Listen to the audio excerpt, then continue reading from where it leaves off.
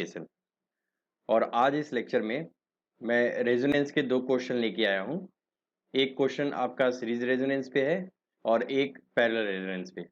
और अगर मैं एग्जामिनेशन पॉइंट ऑफ व्यू से बोलूँ तो ये दोनों न्यूमेरिकल आपके एग्जामिनेशन में बार बार आए हुए हैं, तो university examination point of view से बहुत ही इंपॉर्टेंट है। और इन दो क्वेश्चन के जो कॉन्सेप्ट है उसको अगर आप समझ जाते हैं तो बाकी क्वेश्चंस भी जो आपके इस टॉपिक पे आएंगे उसको आप इजीली सॉल्व कर सकते हैं। ठीक है, तो पहला क्वेश्चन जो है जैसा कि आपके स्क्रीन पे दिख रहा है, this question is basically related to the series resonance. तो इस क्वेश्चन में क्या कह रहा है कि एक रेसिस्टेंस है 10 ओम का, एक इंडक्टेंस है 0.5 हेनरी का और एक वेरिएबल कैपेसिटर कनेक्टेड है सीरीज में। ठीक है, यहां से हमें क्या पता चला है, सीरीज में कनेक्टेड है एक एसी सप्लाई 200 वोल्ट और 50 हर्ट्ज के साथ।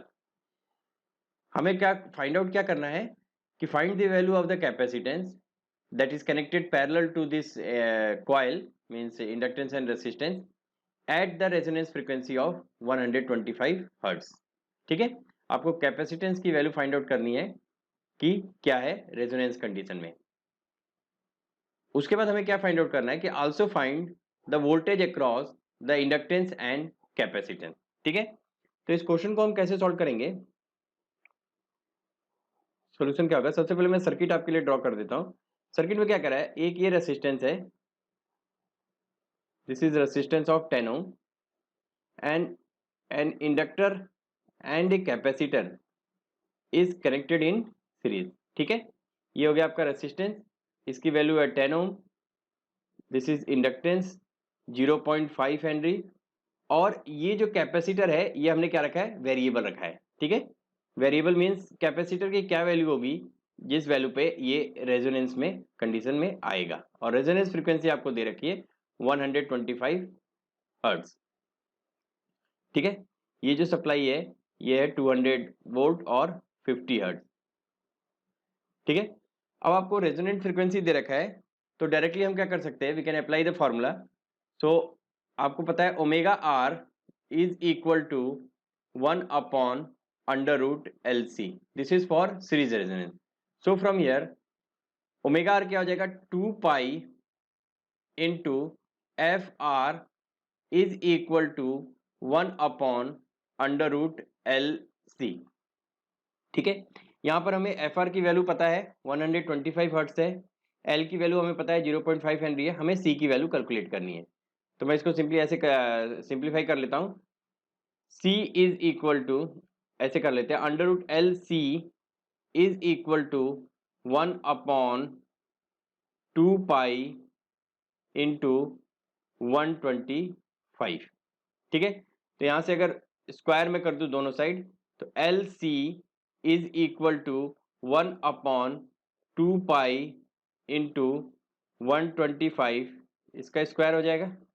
ठीक है, ये एलसीएम है, और यहां से मैं सिंपली कह सकता हूं what is the value of C. From here C is given as, C is equal to 1 upon 250 pi this square multiplied by 1 upon L, L की वैल्यू क्या है 0.5। सिंपली हमें वैल्यू पुट करना है, बहुत ज्यादा कुछ नहीं करना है, वैल्यू पुट करके इसको सॉल्व कर लेंगे। यहां से जब मैं सॉल्व करूंगा तो सी क्या आ जाएगा, सी इज इक्वल टू, देखिए मैं आपको हर एक क्वेश्चन में एक एक स्टेप दिखाता हूं ताकि आपको कोई भी प्रॉब्लम ना हो। So this is 1 upon, C is equal to, C is equal to 1 upon, ये आ जाएगा 785, 785 square into 1 upon 0.5, and now if you solve this, this is coming out to be 1 upon 308,112.5। तो यहाँ से जो वैल्यू आ जाएगी वो आ जाएगी आपकी 3.24 इंटू 10⁻⁻⁶ फेरेड, और we can say the capacitance at resonance, कहाँ पर ये वैल्यू है, रेजोनेंस पे, तो कैपेसिटेंस ये वैल्यू होगी तो आपका 125 हर्ट्ज पे क्या होगा, रेजोनेंस क्रिएट होगा। सो दिस इज 3.24 माइक्रोफेरेड। तो यहाँ से इस तरह से हमने कैपेसिटेंस की वैल्यू कैलकुलेट कर ली। सेकंड जो बोल रहा है what is the voltage across, voltage across inductor and capacitor, voltage across inductor and capacitor। ठीक है, तो वोल्टेज कैलकुलेट करने के लिए सबसे पहले मुझे क्या करना पड़ेगा, आपको पता है सीरीज आरएलसी सर्किट में करंट की वैल्यू सेम होती है, तो मुझे करंट एट रेजोनेंस निकालना होगा। तो करंट एट रेजोनेंस क्या हो जाएगा, I is equal to V by R. ठीक है, ऐसा मैं क्यों कह रहा हूं, क्योंकि आपको पता है XL at resonance, this XL is equal to XC, correct. तो एक्सएल माइनस एक्सी वहां से कैंसिल हो जाएगा, केवल रेसिस्टेंस V अपॉन आर। तो V की वैल्यू दे रखी है 200 एंड रेसिस्टेंस इज 10, देख सकते हैं आप ऊपर, V is this supply 200 and this resistance is 10। तो V बाई आर 200 बाई 10, तो at resonance this current is equal to 20 ampere. तो मैंने रेजोनेंस कंडीशन में करंट की वैल्यू फाइंड आउट कर ली, और अगर मैंने करंट की वैल्यू फाइंड आउट कर ली तो मैं बहुत ही इजीली वोल्टेज और करंट इंडक्टर के अक्रॉस निकाल सकते। तो इंडक्टर के अक्रॉस वोल्टेज क्या हो जाएगा, VL is equal to I into XL।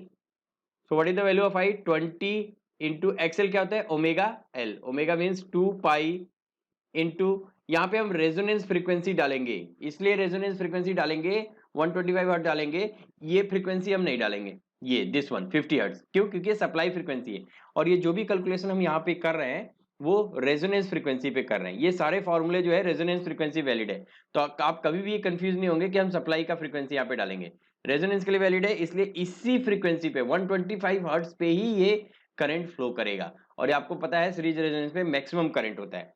So 20 into 2 pi into 125 into 0.5, L की वैल्यू क्या है 0.5, so this is coming out to be 7850 volt. ठीक है, इसी तरह से आप VC की वैल्यू निकाल सकते हैं। वैसे तो मैं VC की वैल्यू डायरेक्टली कह सकता हूं कि अगर ये 7850 आ रहा है तो VC की वैल्यू भी 7850 ही आएगी। ठीक है, ऐसे भी आप कह सकते हैं, क्यों, क्योंकि VC VL minus VC is equal to 0 at resonance this condition, so this is minus.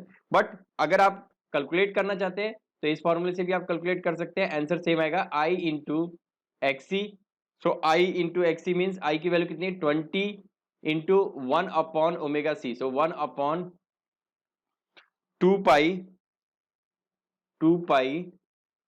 Into 125, 2 pi into 125 into, अब देखिए कैपेसिटेंस की वैल्यू क्या निकली थी, ये वैल्यू मैं पुट करूंगा। ठीक है, सो 1 अपॉन 308112.5, तो यहां से अगर मैं आता हूं तो क्या आ जाएगा 20 इंटू 308112.5 अपॉन 785।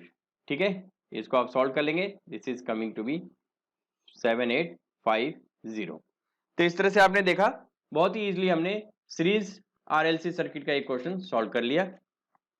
ठीक है, इसी तरह से नेक्स्ट क्वेश्चन हम देखते हैं पैरेलल आरएलसी सर्किट पे।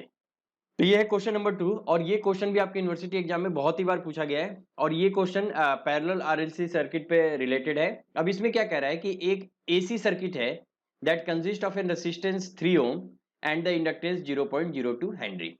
ठीक है, this is connected to 220 volt 50 hertz supply.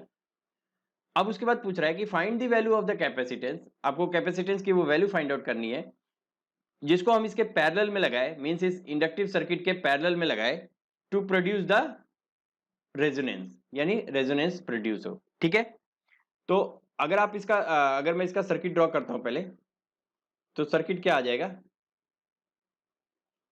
सबसे पहले देखिए दिस इज रेसिस्टेंस, ये वैसा ही सर्किट है जैसा हमने प्रीवियस क्लास में डिराइव किया था, सेम मैंने आपको बताया था प्रैक्टिकल केस में ज्यादातर आपको ऐसी ही सर्किट मिलेंगे। ये हो गया, this is sorry this is 3 ohm, this is 3 ohm and this is 0.02 henry. ठीक है, और कह रहा है कि इसके पैरेलल में एक कैपेसिटर आपको कनेक्ट करना है इस तरह से, दिस वन। ठीक है, ये यहाँ पे क्वेश्चन में थोड़ी सी गलती है, इंडक्टर नहीं होगा, इंडक्टिव सर्किट है, इस पूरे सर्किट के अक्रॉस आपको कनेक्ट करना है, this is not inductor, this is inductive circuit. ठीक है। तो यहाँ पे 3 ओम, ये 0 पॉइंट, और यहाँ पे कैपेसिटर कनेक्टेड है, और इस कैपेसिटर की ही वैल्यू आपको कैलकुलेट करनी है जिससे ये रेजोनेंस में आ जाए। और सप्लाई जो कनेक्टेड है इसके साथ, सप्लाई जो है आपकी वो है आपका 220 वोल्ट 50 हर्ट्ज। ठीक है। अब ये क्वेश्चन किसका है? पैरेलल रेजोनेंस का। तो पैरेलल रेजोनेंस का क्या फॉर्मूला था? अगर रेजोनेंट फ्रीक्वेंसी से देखें तो पैरेलल रेजोनेंस का ये फॉर्मूला था हमारा, FR is equal to 1/2 pi under root 1/LC minus R² / L²। करेक्ट। अब यहाँ पे क्या है, देखिए एक चीज ध्यान देना है, यहाँ पर आपको कहीं भी रेजोनेंस फ्रीक्वेंसी नहीं दी हुई है। रेजोनेंस फ्रीक्वेंसी नहीं दी है, इसका मतलब ये फॉर्मूला तो हम यहाँ पर नहीं लगा सकते हैं। अब आपको अगर पैरेलल सर्किट का डेरिवेशन याद हो तो वहां से हम एक फॉर्मूला रिलेट कर सकते हैं। मैंने आपको बताया था फॉर पैरेलल रेजोनेंस, जो कंडीशन मैंने डिराइव की थी फॉर पैरेलल रेजोनेंस। अगर आपको थोड़ा भी डाउट है तो आप प्रीवियस जो पैरेलल रेजोनेंस पे था उसको आप रेफर कर सकते हैं, मैं डिस्क्रिप्शन में भी दे दूंगा। तो parallel resonance ZL² is equal to XL/XC, ये हमने डिराइव किया था वहां पे। ठीक है, ये रिलेशन डिराइव किया था, ZL² is equal to XL/XC। तो यहां से मैं डायरेक्टली लिख सकता हूं ZL is equal to sorry ZL² is equal to, यहाँ पे omega L upon omega C। ठीक है, तो ओमेगा से ओमेगा कैंसिल हो गया, तो ZL² is equal to L/C। ये फॉर्मूला आप पैरेलल रेजोनेंस के लिए हम यहाँ पर यूज कर सकते हैं। तो ZL² is equal to L/C। अब हमें किस चीज की वैल्यू फाइंड करनी है? ZL² की। तो आपको पता है Z² क्या है? ये है, ये यहां से हमें इंपेडेंस निकालना पड़ेगा। तो यहां से अगर मैं निकालता हूं तो ZL is equal to under root of, क्या होगा बताइए, R² प्लस XL²। ठीक है, और अगर यहां से मैं सॉल्व करता हूं तो R² is 3² plus XL means 2 pi, XL हम यहाँ पे निकालते हैं, XL is equal to omega L, omega L means 2 pi into F into L, L is 0.02। तो यहाँ से मैं फाइंड आउट कर सकता हूँ 2 पाई इंटू एफ की frequency, supply frequency 50 into 0.02, so this is coming out to be 6.28। ठीक है, यहाँ पे हम ये फ्रीक्वेंसी डाल सकते हैं, रेजोनेंस फ्रीक्वेंसी नहीं है क्योंकि इंडक्टिव रिएक्टेंस जो है वो सप्लाई फ्रीक्वेंसी भी डिफाइंड है। करेक्ट, तो यहां से हो जाएगा 6.28 स्क्वायर। आई थिंक यहां तक क्लियर होगा। तो ये चीज आ गया, this is coming out to be under root of 48.43। ये मैंने ZL की वैल्यू फाइंड आउट कर ली। अब जब मैंने ZL की वैल्यू फाइंड आउट कर ली है तो मैं इजिली यहाँ पर रेजोनेंस का ZL², ये वाला फॉर्मूला यूज कर लेते हैं। क्या था हमारा? ZL², एक बार और लिख देता हूं मैं, L/C। हमें फाइंड आउट क्या करना है? C फाइंड आउट करना है। तो यहां से C की वैल्यू क्या आ जाएगी? C is equal to L/ZL²। तो L की वैल्यू हमारी है इस सर्किट में 0.02 अपॉन ZL², मीन्स ये जो रूट है ये ZL है, तो ये आ जाएगा 48.43। So from here, if you solve this, C is equal to 4.12, sorry, C is equal to 4.12 into 10 raised to the power minus 4 farad, or in a simple term we can write it 0.04 microfarad. तो इस तरह से हमने capacitance की value निकाल ली, C is equal to 0.04 microfarad. ठीक है, ये आपकी कैपेसिटेंस की वैल्यू निकल गई। सेकंड ऑप्शन में क्या पूछ रहे हैं, देखिए, also find the current taken from the supply. It means definitely जो करंट यहाँ पे बात हो रही है वो कौन से करंट की बात हो रही है? रेजोनेंस करंट की। ठीक है, so current at resonance, second part, current at resonance, current at resonance, मैंने आपको बताया था I is equal to V upon, means voltage upon L/CR। मैंने इसका पूरा डेरिवेशन, प्रूफ, ये सारी चीजें मैंने प्रीवियस लेक्चर में आपको कराया, वहां से आप रेफर कर सकते हैं। तो ये आ जाएगा 220 अपॉन L की वैल्यू कितनी है? 0.02 अपॉन सी की वैल्यू कितनी है 0.04 into 10⁻⁻⁶ into what is the value of resistance 3। Now if you solve this, अगर आप करंट की वैल्यू यहाँ से सॉल्व करते हैं तो ये आ जाएगा 220/16.18। so this is coming out to be 13.59 ampere. ठीक है, मेरे ख्याल से दोनों क्वेश्चन आपको बिल्कुल ही क्लियर होंगे। एग्जामिनेशन पॉइंट ऑफ व्यू से अगर इसी सर्किट में रेजोनेंस से कोई क्वेश्चन आता है तो डेफिनेटली इन दोनों क्वेश्चन से ही रिलेटेड वो क्वेश्चन आएगा, और अगर आप इस कॉन्सेप्ट को समझ रखे हैं तो आप इजीली ये क्वेश्चन कर सकते हैं। ठीक है, सो